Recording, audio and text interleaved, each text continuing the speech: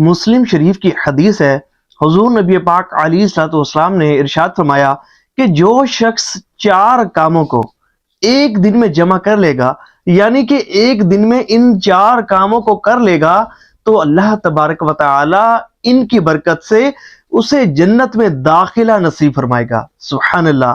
وہ 4 کام کون سے ہیں؟ بڑے ہی آسان کام ہیں۔ ایک مرتبہ حضور نبی پاک علیہ الصلوۃ والسلام رونق افروز تھے، صحابہ کرام علیہم الرضوان بھی موجود تھے، تو حضور نبی پاک علیہ الصلوۃ والسلام نے یہ پوچھا کہ یہ بتاؤ کہ آج کے دن تم میں سے کس نے روزہ رکھا ہے؟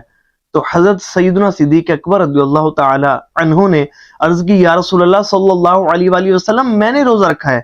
پھر حضور نبی پاک علیہ الصلوۃ والسلام نے دوسرا سوال کیا کہ آج کے دن کس نے بیمار کی عیادت کی ہے، مریض کی عیادت کی ہے؟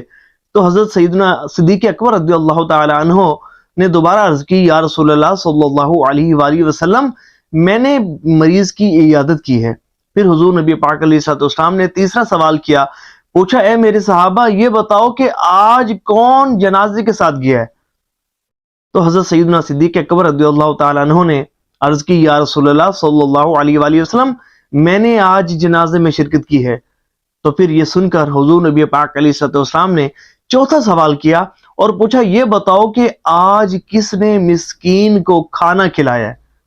تو یہ سن کر بھی حضرت سیدنا صدیق اکبر رضی اللہ تعالیٰ عنہ نے عرض کیا، یا رسول اللہ صلی اللہ علیہ وآلہ وسلم، میں نے آج مسکین کو کھانا کھلایا ہے۔ سبحان اللہ۔ تو جب حضور نبی پاک علیہ الصلوۃ والسلام نے یہ سنا تو فرمایا، سنو کہ جس شخص نے ان 4 چیزوں کو جمع کر لیا تو اللہ تبارک و تعالی ان کی برکت سے اسے جنت میں داخل فرمائے گا۔